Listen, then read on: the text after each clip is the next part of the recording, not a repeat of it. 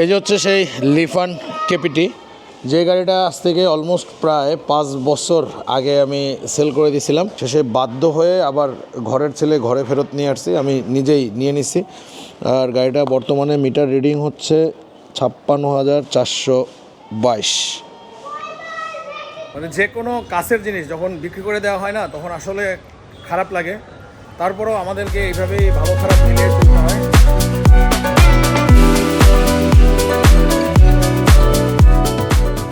আসসালামু আলাইকুম, সকলকে ইংরেজি নববর্ষের শুভেচ্ছা। 2026 সালের প্রথম ভিডিওতে আপনাদেরকে স্বাগতম। অনেক দিন পরে মোটোব্লগ করতেছি, আর লাস্ট যে মোটোব্লগ করছিলাম সেখানকার বাইকের ড্যাশবোর্ড আর এখনকার বাইকের ড্যাশবোর্ডও কিন্তু আলাদা। মোটোব্লগিংয়ে যেমন গ্যাপ পড়ছে, ঠিক তেমনি আপনাদের ভাইয়ের জীবনধারায়ও বেশ কিছু পরিবর্তন হয়ে গেছে, বেশ উত্থান পতন হয়েছে। পতনই বেশি বলা যায়, উত্থান না বললেই নয়। যাই হোক, সামগ্রিক বিষয় নিয়েই আজকের আলোচনা। শীতের দিনে শুক্রবার দিন মিষ্টি আলোচনায় আপনাদের সকলকে স্বাগত জানাচ্ছি। আর এখন যাচ্ছি হচ্ছে খিলগাঁও। বর্তমান সময় আপনাদের ভাইয়ের একটা রুটিন ট্যুরের জায়গা হয়ে গেছে খিলগাঁও, মানে প্রায় সময় তাকে খিলগাঁও যাওয়া লাগতেছে। আর এই খিলগাঁও যাওয়া লাগার মেন কারণটাই হচ্ছে এই বাইকটা। এটা হচ্ছে লিফান কেপিটি। আপনারা যারা আমার সাথে অনেক আগে থেকেই ছিলেন তারা হয়তো এই বাইকটাকে চিনবেন, আর যারা একদমই নতুন তারা চাইলে পিছনের ভিডিওগুলো দেখে আসতে পারেন। ওইখানে লিফান কেপিটি নিয়ে অনেক ভিডিও আছে আমার চ্যানেলে আগেই, কারণ আপনাদের ভাই একটা লং টাইম লিফান কেপিটি বাইকটা রাইড করছে। আচ্ছা, শাহবাগে এখনও আন্দোলন চলতেছেই। এই আন্দোলনটা হচ্ছে হাদির জন্য বিচার চেয়ে আন্দোলন। আল্লাহ তাআলা সকল কিছুর ফয়সালার মালিক, আল্লাহ তাআলা সব কিছু সহজ করে দেখ। চলেন আপনাদের সাথে নতুন বছরে পুরাতন বাইকের নতুন গল্প শুরু করি। মানুষের জীবনটাই আসলে গল্প, জীবনের প্রতিটা পরতে পরতেই গল্প মিশে আছে। তাই এই গল্পগুলো পুরাতন হলেও নতুনভাবে আমাদের সামনে এসে রূপ নেয়।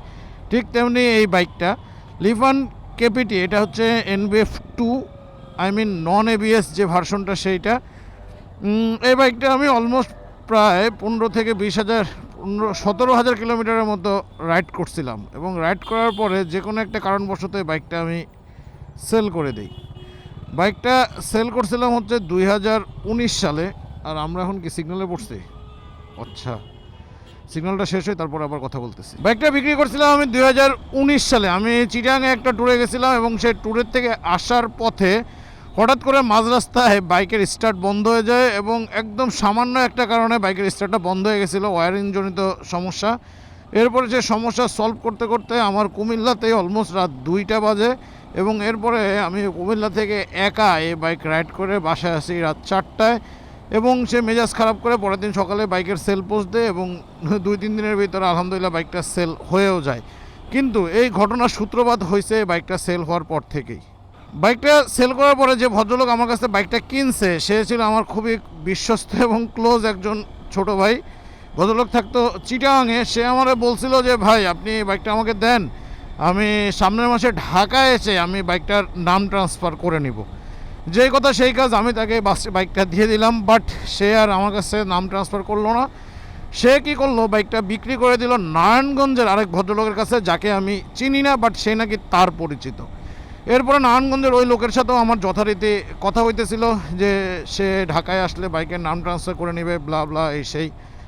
ঠিক আছে, ভালো কথা। নারায়ণগঞ্জের এই লোকের সাথেও আমি একাধিকবার বললাম যে ভাই, বাইকটার নাম ট্রান্সফার করে দেই, কিন্তু ওই ভদ্রলোকও একটা সময় যে আমার সাথে যোগাযোগ বিচ্ছিন্ন করে দেয়, এবং সেও নাম ট্রান্সফার করে না। সে না করে বাইকটা বিক্রি করে দেয় ব্রাহ্মণবাড়িয়ার এক লোকের সাথে, যেই লোকরেও আমি টোটালি চিনতাম না। এরপরে ব্রাহ্মণবাড়িয়ার যে লোকটা বাইকটা ক্রয় করে তার সাথে আমার কথা হয় অনেক দিন, তার সাথে আমার যোগাযোগ ছিল, বাইকের নাম ট্রান্সফার করে দিব বা এই সমস্ত বিষয় নিয়ে তার সাথে আমার আলোচনা চলতে থাকে। কিন্তু একটা সময় দেখা যায় যে এই লোকটা আমার সাথে একদম টোটালি কন্ট্রাক্ট বন্ধ করে দেয়। অলমোস্ট 1 বছরের বেশি সময় কন্ট্রাক্ট বন্ধ থাকার পরে হুট করে একদিন রাতের 11টার সময় উনি আমার ফোন করে বলে কি যে ভাই, আপনার যে বাইকটা আমি কিনছিলাম লিফান কেপিটি, এই বাইকটা আমার বাসা থেকে চুরি হয়ে গেছে আজকে। মানে শুনে তো আমার মাথায় আকাশ ভেঙে পড়ার মতো অবস্থা। আমি বললাম যে ভাই, বাইকটা কীভাবে চুরি হয়ে গেল? তখন সে বললো যে ভাই, আমি আমার গ্যারেজে রাখছিলাম, গ্যারেজে রেখে আমি বাসায় জাস্ট উঠছি, উঠার পরে 10 মিনিটের মধ্যে আবার নিচে নামছি, নেমে দেখি যে ভাই বাইকটা নাই তো নাই। এখন বাইকটা তো ছিল আমার নামে, এখন এই বাইক চুরি হয়ে গেছে, এই বাইক দিয়ে যদি কোনো অকারেন্স হয় তাহলে তো সম্পূর্ণ দায় আমার। এমনকি যার কাছে লাস্ট বাইকটা ছিল এই লোকটা কিন্তু আমি চিনিও না। সব কিছু মিলে ঝিলে আমি একটা মানসিক অস্বস্তির মধ্যে পড়ে গেছি। যাই হোক, ওই দিনই আমি চিন্তা করে রাখছিলাম যদি কোনো দিন সুযোগ পাই, এই বাইকের যেহেতু নাম ট্রান্সফার হচ্ছেই না, সেহেতু আমার বাইকটা আবার আমি নিজেই ফেরত নিয়ে নিব, এটা আমার কাছেই থাকুক, আর কারোকে নেওয়ার দরকার নাই। যাই হোক, লাস্ট 6 মাস আগে এই ভদ্রলোক এই বাইকটা মিরপুরের একটা শোরুমে এসে বিক্রি করে দেয়।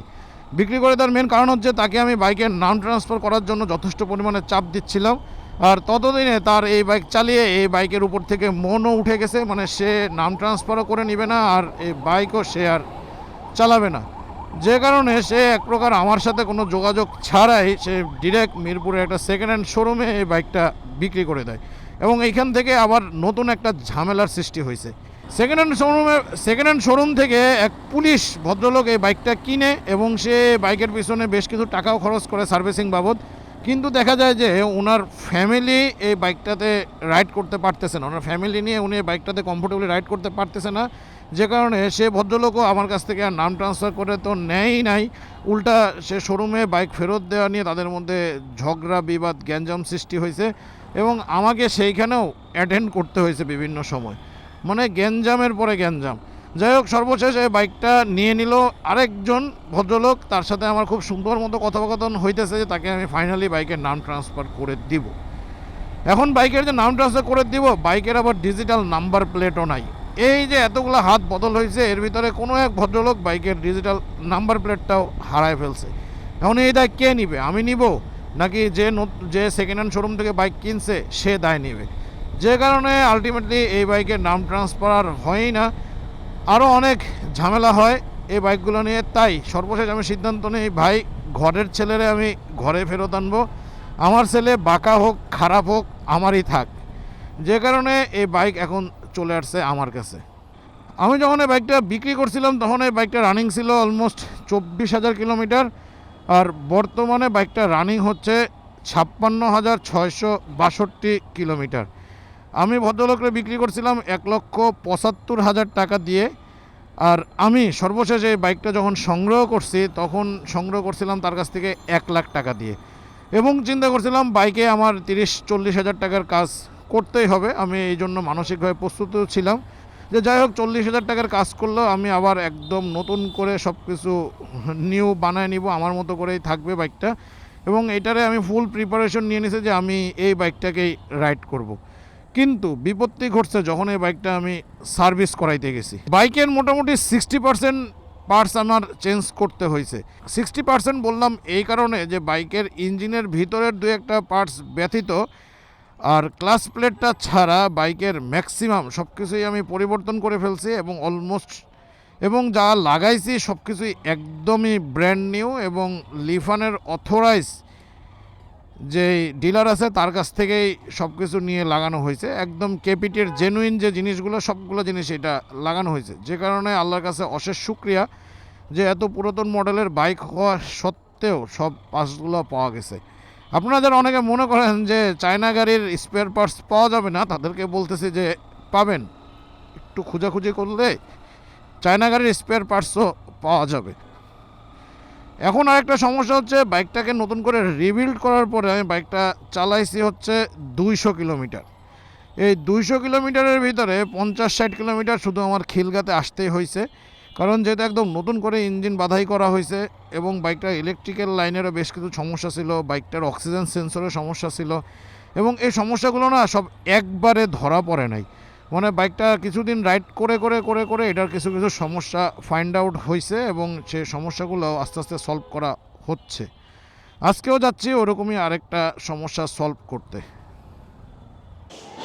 এই যে হচ্ছে সেই লিফান কেপিটি, যে গাড়িটা আজ থেকে অলমোস্ট প্রায় 5 বছর আগে আমি সেল করে দিয়েছিলাম, এবং গতকালকেই গাড়িটা আবার আমার হাতে আসছে। এবং এই গাড়িটা নেওয়ার যে মেন কারণটা সেটা তো আপনাদের সাথে শেয়ার করছি। এত চলাক একটা গাড়ি আমি কখনোই নিজেও চালাই নাই, বাট এখন কিছু করার নাই। নিজেকে চালাইতে হবে, তাই একদম নতুন করে প্রথম থেকে পার্ট বাই পার্ট গাড়িটা খুলে এটার যা যা পরিবর্তন করার আছে সব কিছু আমরা আজকে পরিবর্তন করব। আর পরিবর্তন করার জন্য যে লোকের কাছে আসছি তার সাথে একটু পরে আপনাদেরকে পরিচয় করে দিতেছি। প্রাইমারি স্টেজে আমি গাড়িটার যে ইস্যুগুলো পাইছি সেটা হচ্ছে পিছনের ব্রেক টোটালি কাজ করে না। এই জায়গাটায় তার এখানে লিক আছে ব্রেক পাইপটা, হট এভার এটা মাস্টার সিলিন্ডারের সমস্যা হইতে পারে এটা। এরপর হচ্ছে পিছনের ডিস্কের অবস্থা খারাপ, সামনের ডিস্কের এই যে সামনের ডিস্ক এটার অবস্থা একদম বেশি খারাপ, মানে ধরার মতোই না। আর আরেকটা ইস্যু যেটা, এটা হলো গাড়ির সাসপেনশন, মানে এটার সাসপেনশন বসে গেছে। অলমোস্ট অনেক টাকা আজকে নেমে যাবে গাড়িটা থেকে, তারপরেও এই গাড়িটাকে একদম সোজা করতে হবে। বাইকটা এখন যে খুলতেছে, সে আগে বাইকটা রাইড করছে, এখন আগে তার কাছ থেকে শুনি যে বাইকটা রাইড করার পরে তার কাছে প্রাইমারি মানে কি কি মনে হয়েছে আর কি। বাইকটা রাইড করার পরে তোমার কাছে কী মনে হয়েছে, এটাতে কী সমস্যা আছে? এটাতে আপনার ফুল মাস্টার সার্ভিস লাগবে, প্লাস ইঞ্জিনের সাউন্ড আছে, ইঞ্জিনের কানেক্টিংয়ের ভিতরে ক্যাট ক্যাট ক্যাট ক্যাট করে বাড়ি মারে, এই প্রবলেমগুলো আছে। আর খোলার পরে বাকিটা বুঝে যাবে। যাক, বাইকটাকে খোলা হোক, খুললে আমরা আরও ডিটেলস বুঝতে পারবো, যেহেতু বাইকটা দীর্ঘদিন আমার হাতে নাই। আর বাইকের কী কন্ডিশন, বাইক যার কাছ থেকে আমি নিছি সে ওইভাবে বলতে পারতেছে না, তাই আগে বাইক খুলতে হবে। না খুলে আসলে বোঝাও যাচ্ছে না যে বাইকটার এখন কী সিচুয়েশনে আছে বা ভিতরে কী অবস্থাতে আছে। আর এই যে সেই ভদ্রলোক যার কাছে গাড়ি ঠিক করতে আসছে, জবি, এখন পর্যন্ত কী মনে হইতেছে গাড়ির, মানে যতটুকু খোলা হয়েছে দেখে কী বোঝা যাচ্ছে? সার্ভিস প্রপারলি হচ্ছে কি আপনার প্রোডাক্ট যদি লাগানো হয় তাহলে এই গাড়ি আবার বস হয়ে যাবে অ্যাজ ইউজুয়াল লিফান কেপিটি যেটা। মানে লিফান কেপিটি সেল করার পরে মানে খুব কম মানুষই মনে হয় অন্য গাড়িতে স্যাটিসফাই হইতে পারে, তাদের মধ্যেও আমি পড়ি নাই, মানে স্যাটিসফ্যাকশন পাই না। আমার এটার পরে জানার মতে এরকম মানে আমারই কাস্টমার রিপিটেডলি আপনার লিফান কেপিটি সেল করে দিয়ে 2-4 মাসের বেশি কেউ থাকে না, আবার ঘুরে ফিরে হয় কেপিএন না কেপিটিতে ব্যাক করছে, এরকম মানে অনেক আমার কাছে আসছে এরকম। তো ওইখান থেকে আপনিও একজন হয়ে গেছেন এখন। আর গাড়িটা খোলার পরে প্রথমে একটা জিনিস চোখে পড়লো, সেটা হলো এটার ফুয়েল পাম্পটা। ফুয়েল পাম্পে ঝামেলা আছে, আর হ্যান্ডেলবারটা বাঁকা পাওয়া গেছে। আর এরপরে আরও খুলতেছি আমরা, দেখি আস্তে আস্তে ফুল ডিটেলসে আমরা ঢুকবো। সম্ভবত গাড়িটা অ্যাক্সিডেন্ট করছিল এই টাইপের কোনো কিছু, কিন্তু ফুল গাড়ি না খোলা পর্যন্ত এখনও শিওর হইতে পারতেছি না। বাট যেখানে হাত দিতেছি সেটাতেই জট নাকি? প্রত্যেকটা পার্টি মানে প্রত্যেকটা ক্লিপে এমন জট হয়ে আছে যে এটা ধরতে এখন ভয় করতেছে যে কিভাবে খোলা হবে। এটা খুলতে গেলে হয়তো ভেঙে যাওয়ার সম্ভাবনা থাকে এরকম। যার কাছে গাড়িটা ছিল সেই মনে হয় না ওইভাবে সার্ভিস করছে গাড়ি। যার কাছে না, যাদের কাছে, সরি যাদের কাছে। তবে গাড়ির এখন পর্যন্ত একটা জিনিস ভালো আছে, সেটা হলো গাড়ির টায়ার নাকি। টায়ারটাও ম্যাক্সিসের টায়ার লাগানো, মানে টায়ারটা নতুন কন্ডিশনে আছে, ভালো বলতে নিউ কন্ডিশনে আছে। বাকিটা স্পকেটের অবস্থাও মোটামুটি মানে যায় ভাব, দেখা যাক খুলুক। মোটামুটি ঘন্টাখানেক চেষ্টা করার পরে আমাদের গাড়ির ওভারঅল 70% খোলা হয়ে গেছে। একদম ইঞ্জিন পার্ট থেকে শুরু করে সব কিছুই খোলা হয়েছে।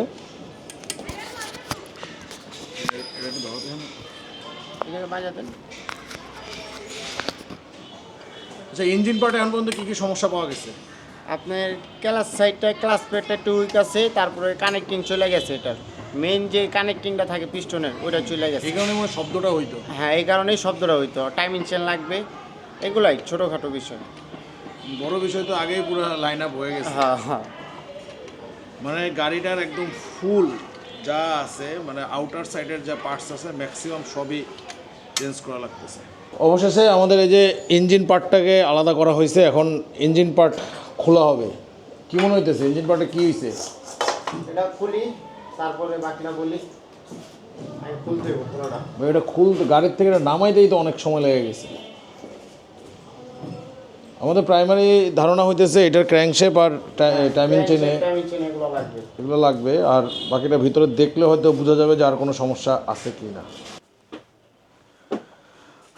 মোটরসাইকেল কেনার সময় মনে করছিলাম যে মোটামুটি 1030 টাকার ভিতরে মনে হয় কাজ হয়ে যাবে, কিন্তু অলরেডি সেটা 50+ হয়ে গেছে। এখন শেষ পর্যন্ত এটা কততে যে দাঁড়ায়, যদি 60-র ভিতরেও ঠেকানো যায় তাহলেও আলহামদুলিল্লাহ, বাকিটা আল্লাহ ভরসা, দেখা যাক। অতঃপর বাইক রেডি করার পরে আমার এখন এই বাইকের সাথে যাত্রা শুরু হয়ে গেছে, কিন্তু ঝামেলা হচ্ছে আমার এখন দুইটা বাইক। আই মিন এই একটা বাইক, আবার বাসায় বাজাজ পালসার N160টাও আছে। আর দুইটা বাইক একসাথে মেনটেন করা বা চালানো কোনোটাই আমার পক্ষে সম্ভব না। যেহেতু দুইটা বাইক একসাথে মেনটেন করা সম্ভব না, সো আমি সিদ্ধান্ত নিলাম যে আমার N160টাই বিক্রি করে দিতে হবে। কারণ এই বাইকের পিছনে যে পরিমাণ টাকা খরচ করছি, এই বাইকটা বিক্রি করলে ওই টাকাটা সমান সমান হবে না, আমাকে একটা ভালো রকমের লস দিতেই হবে। সো এই বাইকটাই আমি চালাই। আর N160টা যেহেতু অলমোস্ট 10,000 কিলোর মতো চালাইছি, তার মানে ওইটা বিক্রি করলে এখনও লসের পরিমাণটা তুলনামূলক কম। আর সর্বশেষ বাইকটাও বিক্রি করা হয়ে গেছে। আর ওই বাইকটা নেওয়ার জন্যই কিন্তু আমাকে এই বাইকটা বিক্রি করতে হয়েছে। আর ঘটনা হচ্ছে, জীবনে যদি একবার ভুল করেন, সেই ভুলের খেসারত আপনাকে দিতেই হবে। 2019 সালে বিক্রি করা বাইক 2025 সালে আবার নিজের নামে নিয়ে 1 লাখ টাকা দিয়ে সেই বাইক কেনার পরে সেই বাইকের পিছনে এতগুলো টাকা খরচ। আর যে কারণে 2024-এ কিনা একদম নতুন বাইক বিক্রি করে দিছি। আর বাইক বিক্রি করছে হচ্ছে এই ভাইয়ের কাছ থেকে। ভাই, বাইক কি সব ঠিকঠাক আছে? হ্যাঁ ভাই, আমার কাছে সব ঠিকঠাকই লেগেছে। যাক, ইনশাল্লাহ আমরা চেষ্টা করবো যে আজকে এটার নামটাও ট্রান্সফার করে দিতে। 3 hours later. আর অবশেষে BRT এর নাম ট্রান্সফার করার কাজও শেষ। আজকের পর থেকে আর এই বাইকের মালিকানা আর আমাকে নাই। এই বাইকের মালিকানা এখন এই ভদ্রলোকের। সব কাজকাম শেষ করে এখন আমার বিদায়। আল্লাহ হাফেজ ভাই, আল্লাহ হাফেজ। আর যেহেতু সে আমার প্রতিবেশী, তার ক্যাম্পাস আর আমার বাসা একই জায়গায়, ইনশাল্লাহ দেখা হবে, মানে গাড়িটা দেখা যাবে, দেখতে পাবো ইনশাআল্লাহ। ঠিক আছে, আল্লাহ হাফেজ। থাকো, তোমার সাথে আমার সম্পর্ক আজকের মতো অফিসিয়ালি শেষ। যে কোনো জিনিস, মানে যে কোনো কাছের জিনিস যখন বিক্রি করে দেওয়া হয় না, তখন আসলে খারাপ লাগে। তারপরেও আমাদেরকে এইভাবেই ভালো খারাপ মিলিয়ে চলতে হয়। যেহেতু বাইকটা নাম ট্রান্সফার করেও দিছি, আর এখন আবার আমি আমার আগের সেই কেপিটি, মানে জুনিয়র টাইগার, সেটা নিয়ে আবার আমি কন্টিনিউ করবো ইনশাল্লাহ। 2,20,000 টাকায় আমি 9,000 কিলো চলা, আমার গাড়িটা 9,000 কিলো চলছিল, 9,000 কিলো চলা N160 বিক্রি করে দিছি। তবে হ্যাঁ, এবার আর সে বোকামি করি নাই। এবার যেদিন গাড়ি বিক্রি করছি, আমাকে যেদিন টাকা বুঝাই দিছে, সেই দিনই আমি গাড়ির নাম ট্রান্সফার করে দিছি। কারণ এই বোকামি আর করা যাবে না, কারণ এমনিতেই নাম ট্রান্সফার না করায় বিশাল বড় চুনা আমি খাইছি। যাক, আলহামদুলিল্লাহ, এখন থেকে কেপিটিটাই রেগুলার আপনারা দেখবেন আমার সাথে। তবে হ্যাঁ, গাড়িটাতে টুকটাক কিছু সমস্যা বের হচ্ছে। প্রথমত চাইনিজ গাড়ি, তারপরে আবার নতুন করে ইঞ্জিন বাঁধানো হয়েছে, যে কারণে গাড়িতে টুকিটাকি কিছু প্রবলেম আছেই।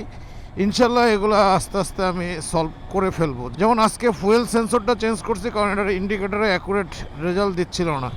বাট ওইটা সলভ করার পরে দেখতেছি এখন আবার পাশে ইলেকট্রিক লাইনের একটা সিগন্যাল দেখাইতেছে। এটা হয়তো আরেকদিন সলভ করতে হবে। এইভাবেই এই বাইকটারে ফুললি রেডি করতে হবে। মোটামুটি 1500 থেকে 2,000 কিলো চলার পরে হয়তো বা বাইকটা হাতে আসবে এবং ইঞ্জিনও একদম ফ্রি হয়ে যাবে। আমাদের আজকের মিট আপ প্লেস হচ্ছে কেরানীগঞ্জে শুভ ভাইদের যে জায়গাটা আছে, ওনাদের একটা প্রপার্টি আছে ওইখানে, এবং ওইখানে আমরা আজকে হাঁস খাবো। এখন পর্যন্ত হাঁস খাওয়ার প্ল্যান, যা বাকি কি নসিবে আছে মন আল্লাহ তাআলা ভালো জানে। আজকের ভিডিও তাহলে এ পর্যন্তই। সকলকে আবারও নতুন বছরের শুভেচ্ছা জানাচ্ছি। বিগত বছরে আমরা অনেক কিছু হারাইছি, অনেক কিছু পাইছি আলহামদুলিল্লাহ। তবে প্রাপ্তির থেকে আমাদের হারানোর মাত্রাটাই বেশি ছিল, যা আমরা কখনোই চাই না। এটা আসলে কেউই চায় না, সবাই আমরা পেতেই চাই, আমরা কেউ হারাতে চাই না। তারপরে আমাদেরকে তো হারাতে হবেই। যাই হোক, সব কিছু মিলেমিশে আমাদের 2026 সবার জীবনে অনাবিল শান্তি বয়ে আনুক। সকলের সুস্থতা এবং দীর্ঘায়ু কামনা করতেছি। আল্লাহ হাফেজ। আর অবশ্যই যখন বাইক রাইড করবেন, মনে রাখবেন, সেফ রাইড সেফ লাইফ।